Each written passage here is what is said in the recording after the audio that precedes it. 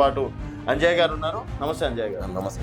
So Anjay గారు, మీరు ఒక ప్రొఫెసర్గా, లెక్చరర్గా అండ్ విద్యావేత్తగా కూడా ఉన్నారు. అండ్ జనరల్ రిజర్వేషన్లో మీరు ఒక బహుజన బిడ్డగా నిలబడడం అనేది ఫస్ట్ ఆఫ్ ఆల్ అది డేట్ చేసినటువంటి విషయమే అనుకోవచ్చు ఈ కాలంలో. జనాలు ఆదరిస్తున్నారు. ఓకే. ఎందుకంటే విద్యావేత్తగా, అదేవిధంగా ఈ గ్రామంలో ఉన్నటువంటి వ్యక్తిత్వ పరంగా. సో డబ్బు రాజకీయాల క్యాంటీగా బూర్గులలో ఒక సరికొత్త రాజకీయాలు మీ ప్రజలు ఇస్తారనుకోవచ్చు. ఖచ్చితంగా నమ్మకం ఉందా? నమ్మకం ఉంది ఖచ్చితంగా. మా ఊరు. సో మీకే ఎందుకు వేయాలి సార్? ఇప్పుడు దాదాపుగా క్యాండిడేట్లు తిరుగుతున్నారు, వాళ్ళు ప్రచారాలు చేస్తున్నారు. సో ఒక అంజయ్ గారికి ఎందుకు వేయాలంటారు ఓటు? అంజయ్యకి ఎందుకు వేయాలంటారు సార్? ఇంతకుముందు నిలబడరా, ఏం చేసారు జనాలకు తెలుసు. సో 25 సంవత్సరాల కిందట జరిగింది ఇప్పటికీ గుర్తుపెట్టుకొని సో ఆ కృతజ్ఞత భావం తెలుపుతారని చెప్పేసి అనుకో. ఖచ్చితంగా ఉన్నది. ఎందుకంటే ఆల్రెడీ ఇప్పుడు వాళ్ళు చాలామంది ఆ రోజు నాతో పాటు ఉన్నటువంటి మిత్రులు ఉన్నారు, నాకన్నా పెద్దవాళ్ళు ఉన్నారు, మాట్లాడిన వాళ్ళు ఉన్నారు. ఏదైనా సరే మీ లెక్చరర్ పోస్టుల విధంగానే వెళ్తున్నారు, విద్యాపరంగా, పరంగానే. విద్యాపరంగా. సో ఆ పరంగా అయితే యూత్ అంతా మిమ్మల్ని సపోర్ట్ చేస్తారని అనుకోవచ్చు. ఇలా నేను గ్రౌండ్లో ఉన్నా, ప్రజల ఆడియన్స్ వాళ్ళ ఎంకరేజ్మెంట్ అంతా ఉంటే నాకు ఈ మినీ కురుక్షేత్రంలో ఒక విద్యావేత్తకు కూడా అవకాశం కల్పిస్తారో లేదో 11వ తారీఖు తెలుస్తుంది.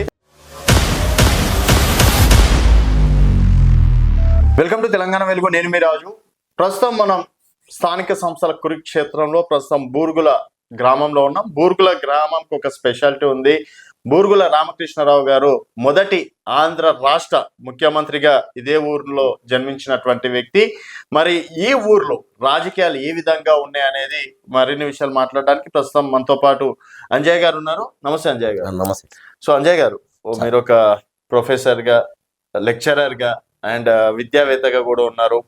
అండ్ జనరల్ రిజర్వేషన్లో మీరు ఒక బహుజన బిడ్డగా నిలబడడం అనేది ఫస్ట్ ఆఫ్ ఆల్ అది డేర్ చేసినటువంటి విషయమే అనుకోవచ్చు ఈ కాలంలో. ఎందుకంటే ఇప్పుడు ఉన్నటువంటి పైసా రాజకీయాల్లో డేర్ చేయడం అనేది is a not a joke. And ఏ విధంగా అనిపిస్తుంది సార్? మీరు ప్రచారానికి వెళ్తున్నారు, డోర్ టు డోర్ తిరుగుతున్నారు, జనాలు ఆదరిస్తున్నారు అని చెప్పేసి అనుకోవచ్చు మిమ్మల్ని కూడా? జనాలు ఆదరిస్తున్నారు సార్. ఓకే. ఎందుకంటే విద్యావేత్తగా, అదేవిధంగా ఈ గ్రామంలో ఉన్నటువంటి వ్యక్తిత్వ పరంగా, మనోడు విద్యాపరంగా మంచి వ్యక్తి, రేపు వస్తే విద్యార్థులకు భవిష్యత్తు బాగుంటుంది, అదేవిధంగా విద్యార్థుల భవిష్యత్తు బాగు చేసేవాడు ఊరిని కూడా క్రమ పద్ధతిలో సిస్టమేటిక్గా చేస్తాడనే ఉద్దేశం ప్రజలందరికీ ఉన్నది. ఆ ఆదరాభిమానాలతో ఖచ్చితంగా విజయం సాధిస్తానని ఆశాభావం. సార్, అంటే ఇక్కడ ఓన్లీ మీరు ఒక విద్యావేత్తగా నలుగురికి ఆదర్శంగా, ఇప్పుడు నాకు తెలిసి మీ శిష్యులు కూడా చాలా మంది ఉండే ఉంటారు. సో వాళ్ళని నమ్ముకొని బరిలో దిగుతున్నారా? ఇప్పుడు ఉన్నటువంటి రాజకీయాలు పైసా లేనిది ఏది పని జరగట్లేదు సార్. నేను చూస్తున్నా కదా, వార్డ్ మెంబర్ కి కూడా 5-6 లక్షలు పెడుతున్నటువంటి పరిస్థితి. మరి అంజయ్ గారు ఏం పరిస్థితి? అంటే విద్యావేత్తగా ఉంటే గెలిపించేస్తారా? వాస్తవంగా మీరు అన్నమాట 100కు 200% నిజమే. కాకపోతే జనం లోపల ఒక మార్పు అనేది జరుగుతూ ఉంది.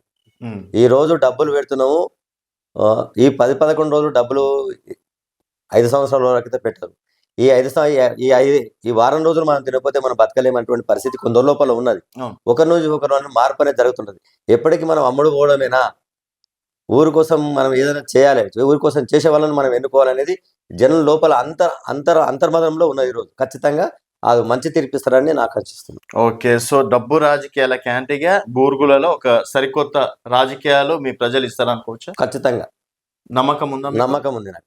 మా ఊరుల ప్రజల మీద నమ్మకం ఉంది. ఓకే. సో ఈ వారం రోజులు డబ్బుకు ఆశపడరు. ఇంకోటి సార్, అది డబ్బులకు ఆశపడుతూ ఉన్నారు.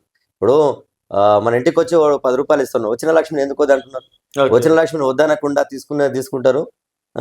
వాళ్ళ జనం ఎవరు వ్యక్తి ఎవరు ఏం చేయగలుగుతారు అనేది ఖచ్చితంగా జనం తీర్పు అనేది ఖచ్చితంగా 11వ రోజు ఈవినింగ్ ఖచ్చితంగా ఉంటుంది సార్. సో మీకే ఎందుకు వేయాలి సార్? ఇప్పుడు దాదాపుగా క్యాండిడేట్లు తిరుగుతున్నారు, వాళ్ళు ప్రచారాలు చేస్తున్నారు. సో ఒక అంజయ్ గారికి ఎందుకు వేయాలంటారు ఓటు? అంజయ్యకి ఎందుకు వేయాలంటారు సార్? ఇంతకుముందు నిలబడరా, ఏం చేసారు జనాలకు తెలుసు, ఎలా ఉన్నోళ్ళు ఎలా అయినారో నాకు తెలుసు. కాబట్టి నేను గత 25 సంవత్సరాల నుంచి ఇదే ఊర్లో రాజకీయాల్లో ఉన్నా. 2001లో నాకు వచ్చిన అవకాశాన్ని గ్రామ పెద్దలు నన్ను బుర్ల నరసింహరావు గారు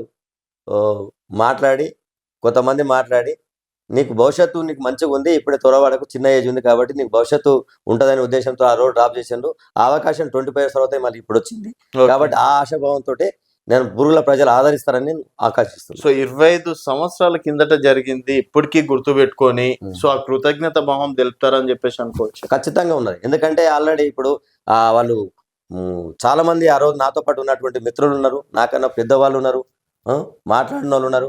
అది జరిగింది కదా, వాస్తవమే కదా, ఈసారి ఖచ్చితంగా చేయాలనే తపన వాళ్ళ లోపల ఉన్నది. ఓకే. సో వాళ్ళు ఎంత డబ్బులు ఇచ్చినా కూడా వాళ్ళ దగ్గర డబ్బులు తీసుకొని మీకే ఆదరిస్తారని అనుకుంటున్నారు. పని చేసేవానికి ఆదరిస్తారు, నాకని కాదు. ఇందులో ఉన్న 5 మంది, ఇప్పుడు 7 మంది ఉన్నాము, 7 మందిలో 5 మంది మధ్యలో మరి ఉత్కంఠ పోరు ఉన్నది. ఆ ఉత్కంఠ పోరులో ఎవరు పని చేస్తారనే జనాలకు తెలుసు, వాళ్ళకి తీర్పిస్తారు. సో ఏం సమస్యలు నెరవేరుస్తారు సార్ రేపు ఒకవేళ మీకు వేసింది అనుకోండి, మిమ్మల్ని గెలిపించింది అనుకోండి, సో ప్రతి ఒక్కరు కూడా మేము అది చేస్తాం ఇది చేస్తామని హామీలు ఇస్తారు కదా ఈ టైంలో. సో అంజయ్య గారికి ఎందుకు ఓటేయాలి, ఏం చేస్తారు మీరు? నేను అనేది ఏంటి సార్, ఇప్పుడు అంటానంటే ఊరికి చేయవలసిన అలా ఇంతకు ముందు ఉన్నటువంటి సర్పంచులు చేసిండ్రు, ఉన్నటువంటి ప్రభుత్వాలు ఎస్సీ సప్లాన్ కానీ, బీసీ సప్లాన్ కానీ, తాండాలకు ప్రత్యేకమైనటువంటి అభివృద్ధి ప్రణాళిక ప్రభుత్వం దగ్గర ఉన్నది. ఆ రోడ్లకు కానీ సంబంధించింది కానీ ఇట్లా సంబంధించింది మనం ఊరికి చేయవలసింది ఏం లేదు. అందుకే ఆల్రెడీ వాళ్ళు గవర్నమెంట్ రిలీజ్ చేస్తూ చేస్తారు. నాది ఏంటంటారంటే యువతను విద్య వైపు మరలించాలి. విద్య ఉంటే సమాజంలో గుర్తింపు వస్తుంది, ఆ గుర్తింపు ద్వారా మార్పు అనేది జరుగుతుందని నా అభిప్రాయం. సో ఇప్పుడు యువత విద్య అంటే ఏ విధంగా చేస్తారు మీరు అంటున్నాను? నేను ఇక్కడ చుట్టుపక్కల కంపెనీలు ఉన్నాయి, అక్కడ నిరుద్యోగ వ్యవస్థని ఉద్యోగాలు కల్పించే ప్రయత్నాలు చేస్తారా, లేకపోతే ఇంకేం చేస్తారు? అంటే మేజర్ గా చదువుకున్నటువంటి డిగ్రీ హైయర్ ఎడ్యుకేషన్ చదువుకున్నటువంటి విద్యార్థులకు ఈ గ్రూప్స్ వైపు ప్రిపరేషన్ కోసం సపరేట్ పేద విద్యార్థులు బయట పోయి లక్షలు పెట్టి కోచింగ్లు తీసుకోలేరు. వాళ్ళకు లైబ్రరీ ఏర్పాటు చేయాలని నా ఆకాంక్ష ఉంది, విలేజ్ లో ఒక లైబ్రరీ. అదే విధంగా స్కిల్ ట్రైనింగ్స్ ఈరోజు చాలా కంపెనీలు ఆఫర్స్ ఇస్తూ ఉంటాయి. 6 months ట్రైనింగ్ కానీ 9 months ట్రైనింగ్ కానీ, మళ్ళీ వాళ్ళు ట్రైనింగ్ ఇచ్చి స్టైఫండ్ ఇస్తూ తర్వాత ప్లేస్మెంట్ అనేది ఇస్తారు.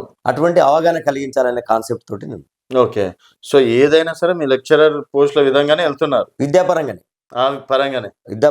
సో ఆ పరంగా అయితే యూత్ అంతా మిమ్మల్ని సపోర్ట్ చేస్తారని అనుకోవచ్చు. చేస్తారని అనుకుంటున్నాను ఖచ్చితంగా. ఎందుకంటే ఈరోజు సమాజం ఎటుపోతుంది అనేది యువత కూడా ఆలోచన చేయవలసినటువంటి పరిస్థితి. విద్యావేత్తగా భవిష్యత్తులో చదువుకున్నటువంటి వాళ్ళు, ఇంతకుముందు చదువుకున్న వాళ్ళు, ఇప్పుడు చదువుకునే వాళ్ళందరూ కూడా అది ఆలోచన చేసి ఓటేస్తారని అనుకుంటున్నాను. ఓకే. అండ్ సార్ యువకులేనా మిగతా వాళ్ళు కూడా విద్యావేత్తలు అని చెప్పినాయి కదా సార్, యువకుతో పాటు చదువుకున్న వాళ్ళందరూ వస్తారు. ఎందుకు అంటే రేపు నాడు ఇప్పుడు అంజయ్య గారికి ఎందుకు వేయాలి? ఓన్లీ లైబ్రరీ ఏదో తెస్తా అన్నాడు, లేకపోతే ఏదో స్కిల్ సంబంధించి వాళ్ళకి ఏదో అవగాహన కల్పిస్తా అన్నారు. ఈ 2 పనుల కోసమే అంజయ్య గెలిపారు. ప్రభుత్వం కూడా ఇప్పుడు మోడీ గారు కూడా స్కిల్ డెవలప్మెంట్ అంటున్నారు. ఇప్పుడు వచ్చిన రేవంత్ రెడ్డి గారు కూడా, కాంగ్రెస్ ప్రభుత్వం కూడా స్కిల్ డెవలప్మెంట్ యూనివర్సిటీని ఏర్పాటు చేస్తా ఉన్నారు. కాబట్టి ఆ స్కిల్ డెవలప్మెంట్ ఉన్నటువంటి కోర్సులు, ఇప్పుడు ఉన్నటువంటి ప్రజెంట్ ఉన్నటువంటి డిగ్రీలు ఉపాధి లేవు విద్యార్థులు. కరికులం మార్చాలి గవర్నమెంట్. ఆ ఉద్దేశంతో ఆ ఉద్దేశమేమో ఈరోజు ఏది స్కిల్ యూనివర్సిటీ అని వస్తుంది. ఆ స్కిల్ యూనివర్సిటీ అటువంటి కోర్సుల కోసం విద్యార్థులకు అవగాహన లేదు. 10th వరకు చదివిన పిల్లలు ఏం చేయాలంటారంటే నేను ఎంపీ చదువుతా, బైపీసీ చదువుతా, డాక్టర్ చదువుతా అనేది ఒకటి ఉంటాయి. కానీ యాక్చువల్గా 10th తర్వాత రకరకాల కోర్సులు ఉంటాయి. పాలిటెక్నిక్ కానీ, అగ్రికల్చర్ పాలిటెక్నిక్ కానీ, ప్లస్ వొకేషనల్ కానీ, ఐటీఐ కానీ, దాంతోపాటు వ్యవసాయ యూనివర్సిటీ వస్తుంది. మరి రీసెంట్గా నిన్న మన ప్రభుత్వం అనౌన్స్ చేసింది ఏది, ఎర్త్ సైన్స్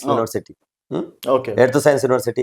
ఇటువంటి కోర్సులకు అవేర్నెస్ పిల్లలతోటి మాట్లాడి, చదువుకునే పిల్లలతోటి మాట్లాడి వాళ్ళని అటువైపుగా మరచాలనే ఉద్దేశం. Okay sir. అండ్ ఇప్పుడు మీ ఊరికి ఒక చరిత్ర ఉంది కదా సార్, అలాంటి చరిత్ర కలిగినటువంటి ఊర్లో రేపు అలాంటి హిస్టరీ మళ్ళీ మీరు క్రియేట్ చేస్తారు అనుకోవచ్చా?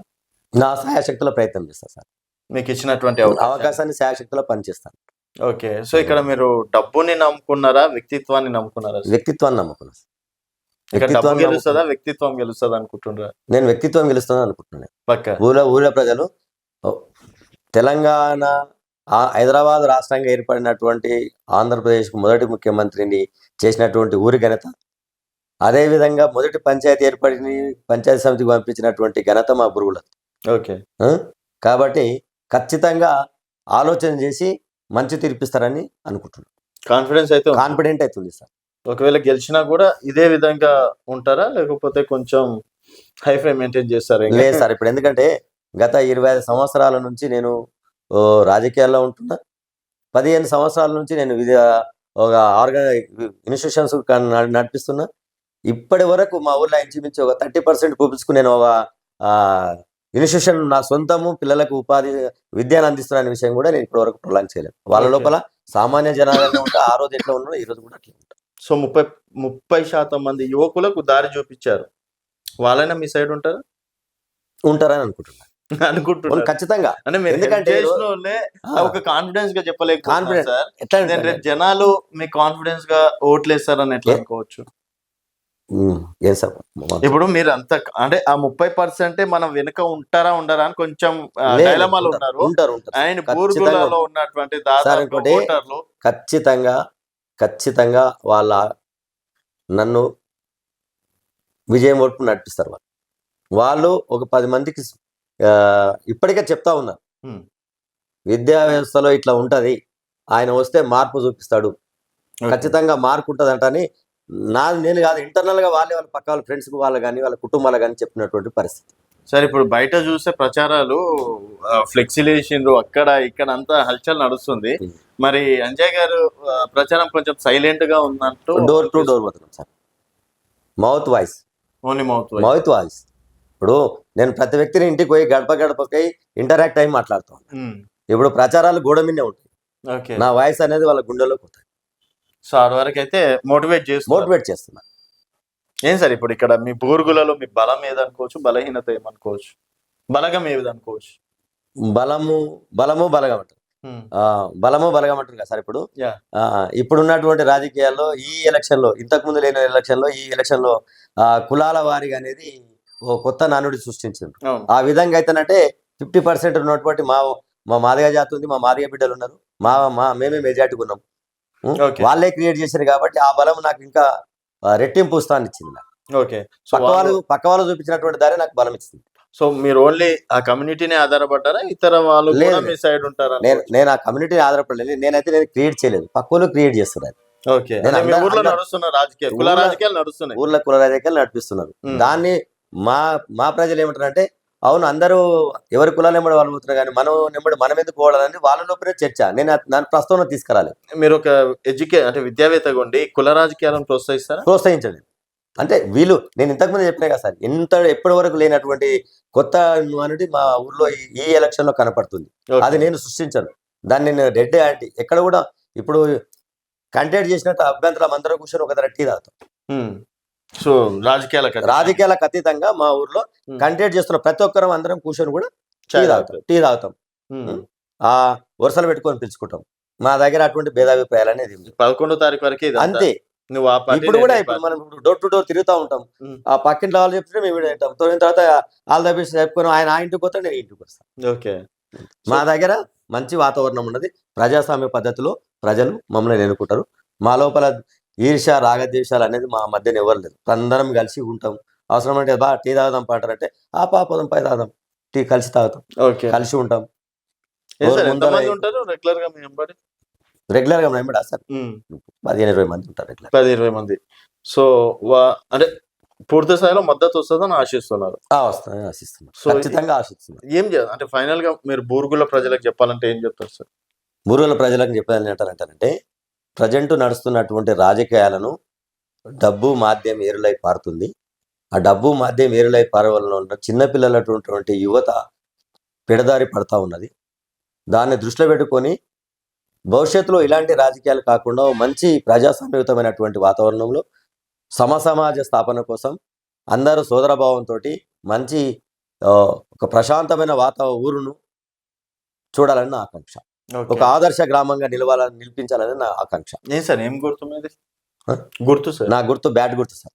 బ్యాట్ గుర్తు. సో కొడితే 6. అది సమస్యల్ని కొడితే 6 పోవాలంటున్నా. అది 6 గా మలుచుకోవడానికి కోసం ప్రయత్నం చేస్తున్నా. ప్రజల సహకారం అంటే నేను గ్రౌండ్ లో ఉన్న ప్రజల ఆడియన్స్ వాళ్ళ ఎంకరేజ్మెంట్ ఉంటే నాకు. సో మరి ఈ మినీ కురుక్షేత్రంలో ఒక విద్యావేత్తకు కూడా అవకాశం కల్పిస్తారో లేదో 11వ తారీఖు తెలుస్తుంది. ఆ రోజు చూద్దాం సార్. మరి బూర్గుల గ్రామ ప్రజలు మరోసారి విద్యావేత్త సైడ్ ఉంటారా, లేకపోతే ఇక్కడ సైడ్ మంది బలగం అంటే ఇంకా నేను కొన్ని వర్డ్స్ యూజ్ చేయొద్దు, అక్కడ సైడ్ ఉంటారా అనేది వేచి చూద్దాం సార్. మళ్ళీ 11వ తారీఖు మిమ్మల్ని కాంటాక్ట్ అయ్యే కార్యక్రమం చేస్తాను నేను. Thank you sir. Thank you sir, thank you. Okay sir, ఇది అంజయ్య గారితో స్పెషల్ చిట్చాట్. మరి బూర్గుల గ్రామంలో విద్యావేత్త అయినటువంటి అంజయ్య గారు గెలుపు ఎంతవరకు అనుకుంటున్నారు, అండ్ నిజంగా వారు గెలిస్తే లైబ్రరీ హామీ ఇచ్చారు, ఇంకోటి సార్ స్కిల్ డెవలప్మెంట్ సంబంధించి కూడా అవగాహన కల్పిస్తా అని చెప్పేసి కూడా వాళ్ళు చెప్పడం అనేది జరిగింది. అండ్ వచ్చే నిధులని సక్రమంగా గ్రామం కోసం వెచ్చిస్తారని చెప్పేసి కూడా అన్నారు. అండ్ ఈ 3 పనులు చేస్తారని మీరు భావిస్తే మీ అభిప్రాయాల కింద కామెంట్ రూపంలో తెలియజేయండి. చూస్తూనే ఉండండి తెలంగాణ వెలుగు.